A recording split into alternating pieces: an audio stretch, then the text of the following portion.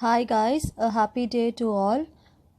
இந்த வீடியோவில் நம்ம 11th ஸ்டாண்டர்ட் காமர்ஸ் சாப்டர் 7ஓட கண்டினியூஷன்ஸ் பார்க்க போகிறோம்.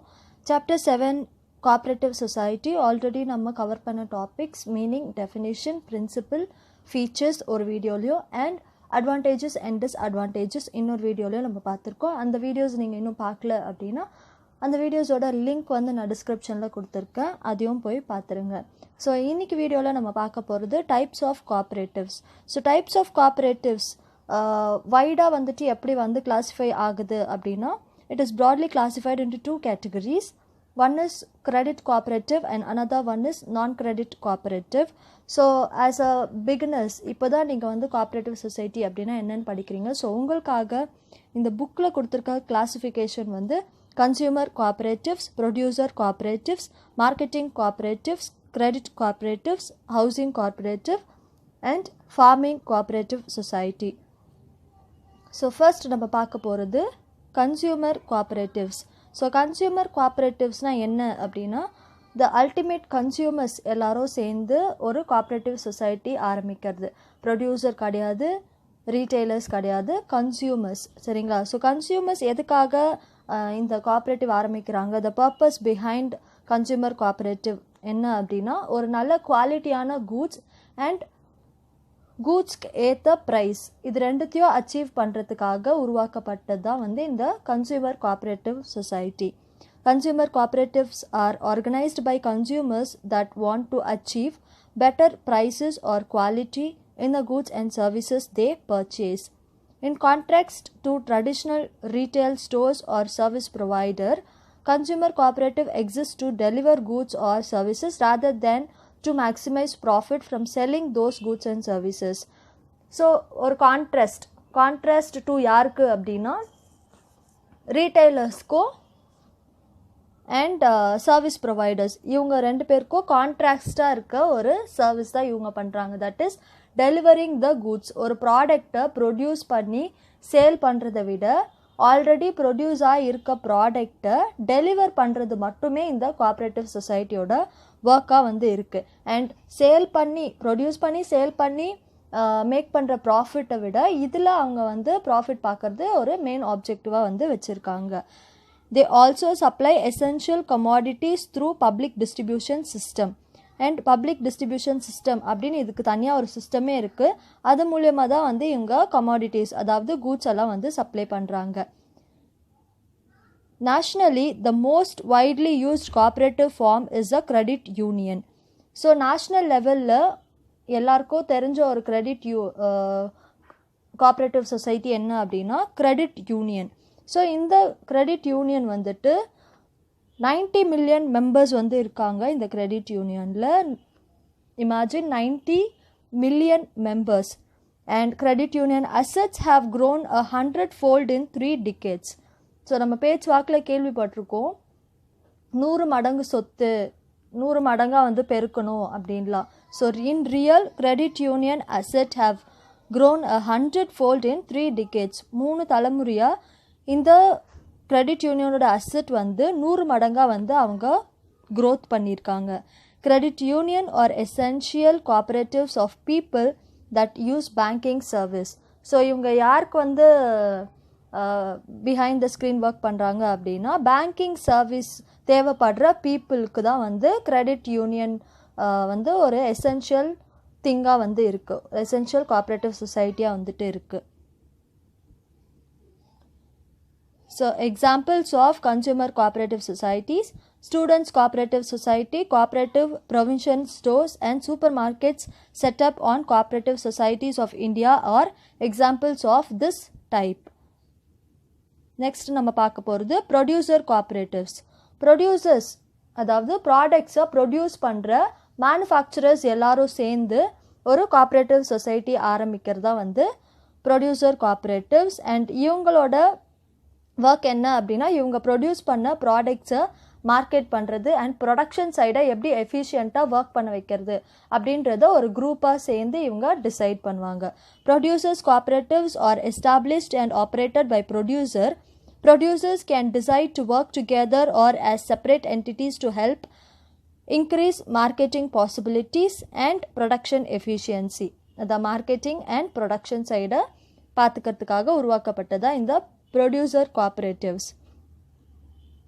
They are organized to process, market and distribute their own products.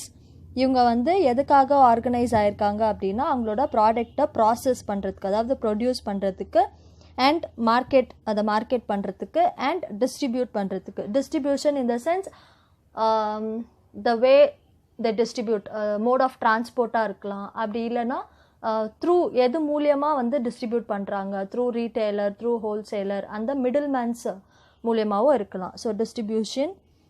This helps lessen cost and strains in each area with a mutual benefits to each producer. So இந்த ஒரு cooperative society மூலியமாக அவங்க வந்து cost effective பண்ண முடியும், less காஸ்ட்டுக்கு வந்துட்டு எல்லா ஒர்க்கையும் பண்ண முடியும் எல்லோரும் ஒன்று சேர்ந்தாங்க அப்படின்னா. அண்ட் ஸ்ட்ரெயின்ஸ்னால் என்னது, வடி கட்டுறது, சரிங்களா? ஸோ எதுக்கு அந்த வார்த்தை எங்கே யூஸ் பண்ணியிருக்காங்க அப்படின்னா ஒரு பர்டிகுலர் ஏரியாவில் எவ்வளோ ப்ரொடியூசர்ஸ் இருந்துட போகிறாங்க. ஸோ அந்த ப்ரொடியூசர்ஸில் அவங்களோட மெயின் எய்ம், அதாவது இன்ட்ரெஸ்ட், மியூச்சுவல் பெனிஃபிட்ஸ் வச்சுருக்க ப்ரொடியூசர்ஸ் அவங்க எல்லோரும் ஒன்று சேர்றது வந்து ரொம்ப ஈஸி. அந்த மாதிரி ஒருத்தரை ஃபில்டர் பண்ணி எடுத்துட முடியும். எதுக்காக எடுக்கிறாங்க அப்படின்னா அவங்களுக்குள்ளே இருக்க ஒரு மியூச்சுவல் பெனிஃபிட்ஸை அடையிறதுக்காக. இதோட எக்ஸாம்பிள்ஸ் வந்து cooperative weavers society, cooperative carpenting units, cooperative match factory. Okay, next நம்ம பார்க்க போகிறது வந்து மார்க்கெட்டிங் கோஆப்ரேட்டிவ்ஸ். மார்க்கெட்டிங் கோஆப்ரேட்டிவ்ஸ் யார் ஃபார்ம் பண்ணுவா அப்படின்னா ஸ்மால் ப்ரொடியூசர்ஸ். ஏன் அப்படின்னா பெரிய லார்ஜ் ஸ்கேல் ப்ரொடியூசர்ஸ்லாம் அவங்களோட ப்ராடக்ட்ஸ் வந்து ஈஸியாக மார்க்கெட்டிங் பண்ணி சேல் பண்ணிடுவாங்க. ஆனால் இந்த ஸ்மால் ப்ரொடியூசர்ஸ்க்கு அவ்வளோவா வந்துட்டு வாய்ப்புகள் வந்து கிடைக்காது. அதுக்காக இவங்களா ஒரு 4-5 ஸ்மால் ப்ரொடியூசர்ஸ் சேர்ந்து ஒரு கோஆப்ரேட்டிவ் சொசைட்டி ஆரம்பிக்கிறது தான் இந்த மார்க்கெட்டிங் கோஆப்ரேட்டிவ். இதோட மெயின் ஆப்ஜெக்டிவ் வந்து அவங்களோட ப்ராடக்டை பப்ளிக்கு கொண்டு போய் சேர்க்கறது தான் வந்து மெயின் மோட்டோவாக இருக்கும். Cooperative marketing society are association of small producers formed for the purpose of marketing their produce, அதாவது ப்ராடக்ட், அவங்க ப்ரொடியூஸ் பண்ண product. The marketing cooperatives perform certain marketing functions such as grading, warehousing, advertising etcetera. So இவங்களோட marketing function என்ன அப்படின்னா ப்ராடக்ட்ஸை வந்து grade பண்ணுவாங்க, அதோட குவாலிட்டி வைஸ் ப்ராடக்ட்ஸை கிரேட் பண்ணுவாங்க, அண்ட் வேர்ஹவுஸ் ஸ்டோர் பண்ணி வைக்கிறது, அண்ட் அட்வர்டைஸ் பண்ணுறது. இதுதான் அவங்களோட main marketing function. They secure better prices for their members by transporting goods even to the distant markets. So அவங்களோட மெம்பர்ஸ்க்கு வந்துட்டு ஸ்பெஷல் ப்ரைஸ் வந்து கொடுப்பாங்க, பெட்டர் ப்ரைஸ்க்கு வந்து சேல் பண்ணுவாங்க, அண்ட் நிறைய ஏரியாஸ்க்கு வந்துட்டு ப்ராடக்ட்ஸை வந்து டிரான்ஸ்போர்ட் பண்ணுவாங்க. Advance is also given to the members against produce deposit with the society. அட்வான்ஸ்லாம் வந்து கொடுப்பாங்க. எப்படி அப்படின்னா ஒரு ஸ்மால் ப்ரொடியூசர் வந்து நான் இவ்வளோ லெவலில் ப்ரொடியூஸ் பண்ண போகிறேன், இவ்வளோ குவான்டிட்டி அப்படின்னு சொல்லி அந்த பேப்பர்ஸை வந்து சப்மிட் பண்ணார் அப்படின்னா அதை ஒரு ப்ரூஃபாக வச்சு இவங்களுக்கு வந்து லோன்ஸ் வந்து அட்வான்ஸ் கொடுப்பாங்க. ஸோ அதனால் இவங்க என்ன சொல்கிறாங்க, இந்த மார்க்கெட்டிங் கோஆப்ரேட்டிவ் சொசைட்டி வந்து it is a boon to agriculturalist, small producer and artisan. பூன்னா வந்து வரம். ஸோ இந்த மார்க்கெட்டிங் சொசைட்டி இருக்கிறது ஒரு பெரிய வரம் அப்படின்னு சொல்கிறாங்க. Who in the absence of these cooperatives could be forced to sell at the lower prices to middleman. இப்படி ஒரு சொசைட்டி இல்லை அப்படின்னா அவங்களோட ப்ராடக்ட்ஸ் ப்ரொடியூஸ் பண்ண ப்ராடக்ட்ஸை வந்துட்டு லோவர் ப்ரைஸ்க்கு மிடில் மேன்ஸ்க்கு சேல் பண்ண வேண்டிய ஒரு சிச்சுவேஷன் இவங்களுக்கு வரும். அதனால இந்த கோஆப்ரேட்டிவ் வந்து ஒரு வரம் அப்படின்னு சொல்லி சொல்கிறாங்க. நெக்ஸ்ட் நம்ம பார்க்க போகிறது credit cooperative. Cooperative credit society are those formed for the purpose of providing short-term finance help to their members. So கிரெடிட்னாலே என்னது, கடன் கொடுக்கறது இல்லையா? ஸோ கோஆப்ரேட்டிவ் சொசைட்டி, இந்த கிரெடிட் கோஆப்ரேட்டிவ் சொசைட்டி எதுக்காக ஃபார்ம் பண்ணப்பட்டுச்சு அப்படின்னா ஃபினான்ஷியல் ஹெல்ப், அதில் இருக்க மெம்பர்ஸ்க்கு ஃபினான்ஷியல் ஹெல்ப் கொடுக்கறதுக்காக இந்த கோஆப்ரேட்டிவ் சொசைட்டி ஃபார்ம் பண்ணப்பட்டது. ஸோ இதில் யார் யார் இருப்பாங்க அப்படின்னா agriculturalist, artisans, industrial workers, salaried employee. Even salaried employeeயும் வந்துட்டு இந்த கிரெடிட் கோஆப்ரேட்டிவ் சொசைட்டிஸில் இருப்பாங்க. Being unable to obtain financial accommodation from banks, banks கிட்டேருந்து ஃபினான்ஷியலாக சப்போர்ட் வாங்க முடியல அப்படின்னு இருக்கவங்களுக்கு they are at the mercy of money lenders. Money லெண்டர்ஸ்னால் யார்? வட்டிக்கு விடுறவங்க. ஸோ வட்டிக்கு விடுறவங்களோட மர்சினா கருணை, அவங்க கருணை பட்டா மட்டுமே வந்துட்டு இவங்களுக்கு வந்து ஒரு வாழ்வாதாரம் இருக்கும் அப்படின்னு இருக்க ஒரு ஸ்மால் செட் ஆஃப் பீப்புள்ஸ்க்கு இந்த கிரெடிட் கோஆப்ரேட்டிவ் சொசைட்டி வந்து ஒரு பெரிய கிஃப்ட்னே சொல்லலாம். வை? பிகாஸ் பேங்க்கோ சப்போர்ட் இல்லை. அப்போ வந்துட்டு இந்த மணி லெண்டர்ஸ் கிட்ட போனால் அவங்க வந்து பயங்கரமான இன்ட்ரெஸ்ட் போடுவாங்க. அதுவும் இங்கே சொல்லியிருப்பாங்க, who charge exorbitant rate of interest. எக்ஸ்ஆர்பிட்டன்ட்னா வந்துட்டு மிகைப்படுத்தப்பட்ட, ப்ரைஸ் அன்ரீசனபிளி ஹை, அப்படி ஒரு ரேட் ஆஃப் இன்ட்ரெஸ்ட்க்கு வந்து இந்த மணி லெண்டர்ஸ் கிட்ட அவங்க போய் நிற்கணும். ஸோ அது எல்லாத்தையும் தவிர்க்கிறதுக்காக ending this exploitation, money lenders கிட்டேருந்து இவங்களை காப்பாற்றுறதுக்காகவும் and encouraging thrift among members is the objective of the society. த்ரிஃப்ட்னா வந்துட்டு சிக்கனம், எப்படி வந்து நம்மளுடைய மணியை வந்து சிக்கனமாக வந்து நம்ம செலவு செய்கிறது. மணின்னு மட்டும் இல்லை, other resources, whatever resource we have, அதெல்லாம் எப்படி வந்து நம்ம கேர்ஃபுல்லாக ஹேண்டில் பண்ணுறது, வேஸ்ட் பண்ணாமல் அப்படின்றத வந்து த்ரிஃப்ட் அப்படின்னு சொல்லலாம். ஸோ அதை வந்து என்கரேஜ் பண்ணணும். அந்த ஹேபிட் வந்து இந்த மெம்பர்ஸ்குள்ளே கொண்டு வரது தான் இவங்களோட main objective. Credit society may be agricultural credit society or non agricultural credit society. So credit சொசைட்டியில் அக்ரிகல்ச்சுரல்ஸும் இருக்கலாம், நான் அக்ரிகல்ச்சர். இப்போ பார்த்தோம் இல்லையா, சேலரிட் பீப்புள் கூட ஒரு சொசைட்டி மாதிரி ஃபார்ம் பண்ணி அங்கே இருந்துட்டு அவங்களுக்கு லோன்ஸ் அட்வான்சஸ் எல்லாம் வந்து வாங்கிக்க முடியும். அண்ட் நெக்ஸ்ட்டு நம்ம பார்க்க போகிறது வந்து ஹவுசிங் கோஆப்ரேட்டிவ். ஹவுசிங் கோஆப்ரேட்டிவ்ஸ் வந்துட்டு வீடு கட்டணும்னு ஆசைப்படுறவங்க அவங்க எல்லாம் ஒன்றா சேர்ந்து ஒரு கோஆப்ரேட்டிவ் சொசைட்டி ஆரம்பிக்கிறது. அப்படி இல்லை அப்படின்னா ஒரு செட் ஆஃப் பீப்புள்ஸ் ஒன்றா சேர்ந்துட்டு வீடு கட்டிட்டு அதை ரெண்ட்டுக்கு வந்து விடுறது, அவங்க மெம்பர்ஸ்க்கே வந்துட்டு கம்மியான ரெண்ட்டுக்கு வந்து விடுறது. இதுதான் கோஆப்ரேட்டிவ் ஹவுசிங் கோஆப்ரேட்டிவோட main objective. These cooperative housing society are meant to provide residential accommodation, தங்கறதுக்கான ஒரு இடம், to their members on ownership basis or on rent. ஓனர்ஷிப்பும் கொடுப்பாங்க, சேல் பண்ணிடுவாங்க, அப்படி இல்லைன்னா ரெண்ட் பேசிஸ்லேயும் வந்துட்டு கொடுப்பாங்க. People who tend to build houses of their own join together and form housing society. வீடு கட்டணும் அப்படின்னு நினைக்கிறவங்க எல்லாரும் ஒன்று சேர்ந்து இந்த ஹவுசிங் சொசைட்டியை வந்து ஃபார்ம் பண்ணுவாங்க. These society advance loans to their members repayable over a period of 15 to 20 years. Loans provide பண்ணுவாங்க. பேங்கிங் லோன் மாதிரி தான், பேங்க்கில் எப்படி நம்ம ஹவுசிங் லோன் வாங்குகிறோம் அதே மாதிரி இந்த சொசைட்டிலேருந்து வாங்குவோம். அது வந்துட்டு ரீபேயபிள் இயர்ஸ் எவ்வளோ அப்படின்னா within a period of 15 to 20 இயர்ஸில் நம்ம அதை ரீபே பண்ணணும். Housing building society on the other hand, இன்னொரு விஷயம் என்ன பண்ணுவாங்க அப்படின்னா construct houses on their members. சரிங்களா, மெம்பர்ஸ்க்கு வந்துட்டு வீடு கட்டுவாங்க.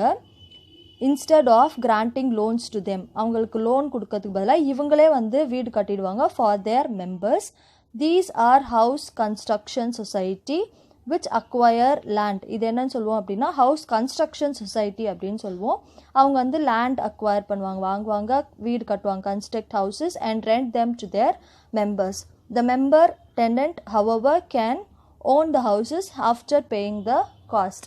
இப்போ வந்து லோன் அமௌண்ட் பே பண்ணுறதுக்கு பதிலாக ரெண்ட் மாதிரி இவங்க பே பண்ணிகிட்டே வருவாங்க.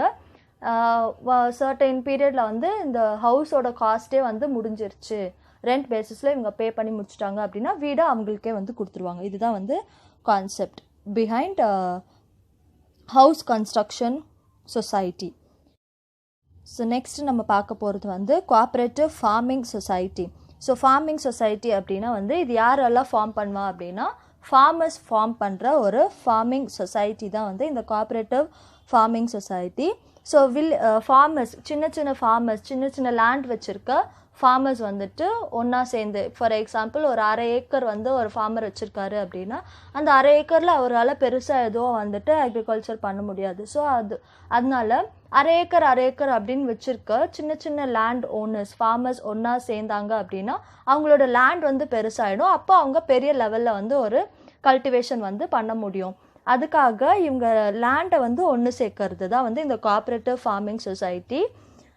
When various farmers in a village pool their land together and agreed to treat the pooled pieces of land, அதாவது சின்ன லேண்ட் பீசஸை ஒன்று சேர்த்து அதுக்கப்புறம் அதை வந்து ஒரு பிக் ஃபார்மாக வந்துட்டு யூஸ் பண்ணுறது. For the purpose of cultivation, purchase the necessary inputs for the cultivation and market the crops jointly.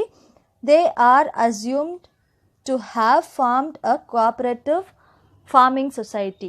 So இதுதான் வந்து நம்ம அஸ்யூம் பண்ணிக்கணும். இந்த மாதிரி லேண்ட் சேர்த்தாங்க அப்படின்னா அவங்க வந்து கோஆப்ரேட்டிவ் ஃபார்மிங் சொசைட்டி ஃபார்ம் பண்ணியிருக்காங்க அப்படின்றத நம்ம தெரிஞ்சுக்கலாம்.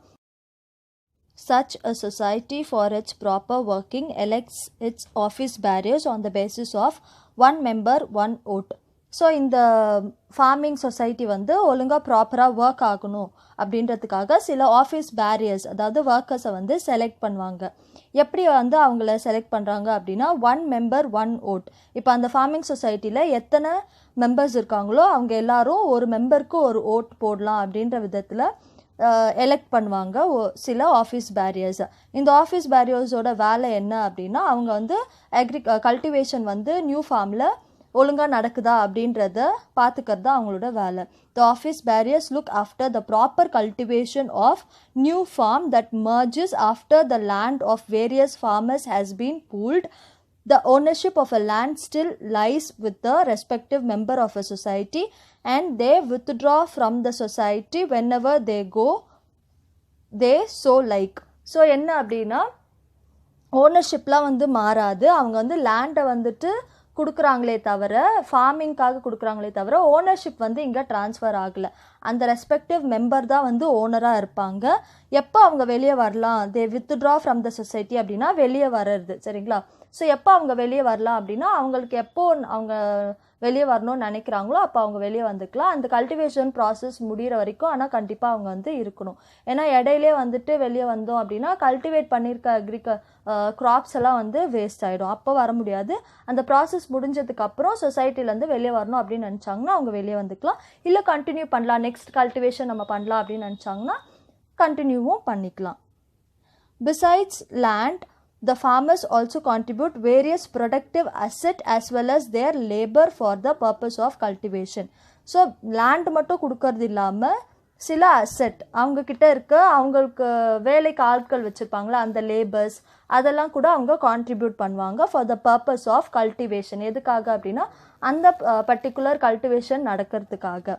whereas they get rent for their land, அந்த கொடுத்த லேண்டுக்கு ரெண்ட் அவங்களுக்கு கிடைக்கும்.